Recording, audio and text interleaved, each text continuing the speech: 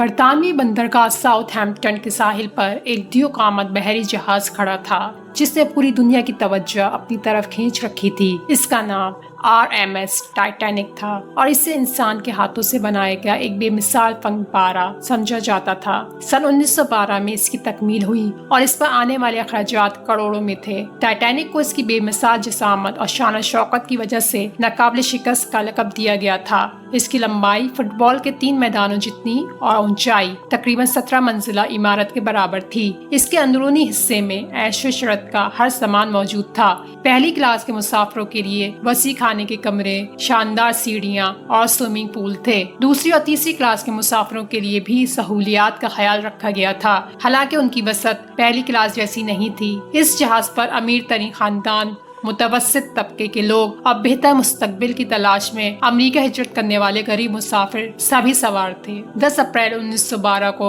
Titanic نے اپنا پہلا اور آخری سفر شروع کیا۔ ساؤتھ ہیمپٹن سے روانہ ہوتے ہی اس کی شان و شوکت کا مشاہدہ ہر شخص نے کیا۔ اس کا پہلا پڑاؤ فرانس کے شہر شیربرگ میں تھا، جہاں سے کچھ اور مسافر سوار ہوئے اور اس کے بعد وہ آئرلینڈ کے شہر کوئنز ٹاؤن میں رکا۔ یہاں سے زیادہ تر تیسری کلاس کے مسافر سوار ہوئے، جن میں سے اکثر کے چہروں پر ایک نئی زندگی شروع کرنے کی امید کی چمک تھی۔ اگلے چند دنوں تک سفر نہایت خوشگوار رہا۔ پہلی کلاس کے مسافروں کی محفلیں سجی رہتی، وہ شاندار پارٹیوں میں شامل ہوتے اور موسیقی کا لطف اٹھاتے تھے۔ دوسری اور تیسری کلاس کے لوگ بھی اپنے اپنے طریقوں سے لطف اندوز ہو رہے تھے۔ سب ایک ساتھ بیٹھ کر کھانا کھاتے اور اپنی نئی زندگی کے خواب دیکھ رہے تھے۔ کسی کو ذرا بھی اندازہ نہیں تھا کہ یہ خوبصورت سفر ایک خوفناک انجام کی طرف بڑھ رہا ہے۔ سفر کے چوتھے دن یعنی 14 اپریل 1912 کو جہاز کے ریڈیو آپریٹرز کو مختلف بحری جہازوں سے کئی بار برف کے پہاڑوں کے حوالے سے پیغامات ملے۔ ان پیغامات میں ان برفانی تودوں کی موجودگی اور ان سے بچنے کی وارننگ دی گئی تھی۔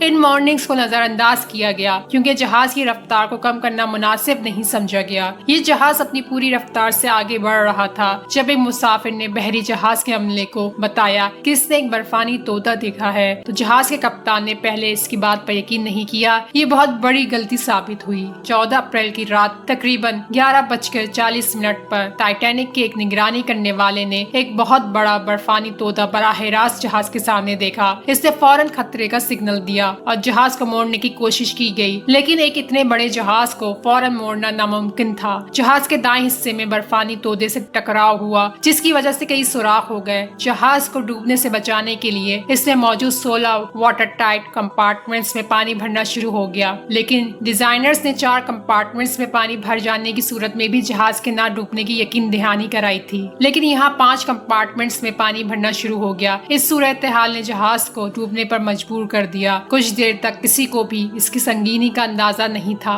مسافروں کو بتایا گیا کہ ایک معمولی ٹکر ہوئی ہے اور جہاز میں کوئی خطرہ نہیں، لیکن جب جہاز ایک طرف جھکنے لگا تو لوگوں میں ہلچل مچ گئی اور حقیقت سامنے آئی۔ رات تقریباً 12:05 لائف بوٹس کو تیار کرنے کا حکم دیا گیا، لیکن بدقسمتی سے لائف بوٹس کی تعداد مسافروں کے لیے ناکافی تھی۔ مزید یہ کہ عملہ بھی لائف بوٹس کے استعمال سے ناواقف تھا۔ اس کے علاوہ جہاز کے عملے نے پہلے عورتوں اور بچوں کو لائف بوٹس میں سوار کرنے کا فیصلہ کیا اور مردوں کی بڑی تعداد کو پیچھے چھوڑ دیا گیا۔ اس خوفناک رات میں بہت سی بہادری اور انسانیتی مثالیں بھی سامنے آئیں۔ جہاز کے بینڈ نے آخری لمحے تک موسیقی بجانا جاری رکھا، جبکہ بہت سے مردوں نے اپنی جانیں قربان کر دی تاکہ خواتین اور بچوں کو بچایا جا سکے۔ رات 2:20 پر ٹائٹینک کا اگلا حصہ ڈوب چکا تھا اور جہاز کا پچھلا حصہ ہوا میں اوپر کی جانب اڑ گیا۔ پھر یہ 2 ٹکڑوں میں تقسیم ہو گیا اور گہرے سمندر میں غرق ہو گیا۔ تقریباً 1500 سے زیادہ مسافر اور عملہ اس سانحے میں ہلاک ہو گئے، جن میں جہاز کے کپتان ایڈورڈ سمتھ بھی شامل تھے۔ رات کے تقریباً 3:30 بجے کے قریب RMS کارپیتھیا جہاز جائے حادثہ پر پہنچا اور اس نے لائف بوٹس میں موجود 705 زندہ بچ جانے والوں کو بچایا۔ زندہ بچ جانے والے اکثر صدمے میں تھے اور خوف سے کانپ رہے تھے۔ اس حادثے نے پوری دنیا کو ہلا کر رکھ دیا۔ اس حادثے کے بعد بحری قوانین میں کئی اہم تبدیلیاں کی گئیں۔ نئے قوانین کے تحت ہر بحری جہاز پر اس کے تمام مسافر مسافروں کے لیے لائف بوٹس رکھنا لازمی قرار دیا گیا۔ اس کے علاوہ 24 گھنٹے ریڈیو نگرانی اور جہازوں کو خطرات سے بر وقت آگاہ کرنے کے نظام کو بھی بہتر بنایا گیا۔ 1985 میں ٹائٹینک کے ملبے کو سمندر کی گہرائی میں دریافت کیا گیا، جس نے اس داستان کو ایک نئی زندگی دی۔ ملبہ 2 حصوں میں تقسیم تھا اور 12,000 فٹ کی گہرائی میں موجود تھا۔ ٹائٹینک کی کہانی صرف ایک جہاز کے ڈوبنے کی نہیں، بلکہ یہ انسانی غرور، ٹیکنالوجی پر حد سے زیادہ اعتماد اور پھر فطرت کے آگے اس کی بے بسی کی کہانی ہے۔ آج بھی یہ کہانی بہادری، محبت، قربانی کی مثالوں کی وجہ سے لوگوں کو متاثر کرتی ہے۔ یہ سانحہ ہمیں یاد دلاتا ہے کہ انسانیت اور جان بچانے کے اصول کسی بھی مادی شان و شوکت سے زیادہ اہم ہیں۔ آپ کو ٹائٹینک کی کہانی کا کون سا حصہ سب سے زیادہ متاثر کن لگا؟ کہانی کے بارے میں اپنی رائے کمنٹس میں ضرور لکھیے گا، اور ایسی مزید دلچسپ کہانیوں کے لیے ہمارا چینل سنو اردو قصے کو سبسکرائب کرنا نہ بھولیے گا۔ شکریہ۔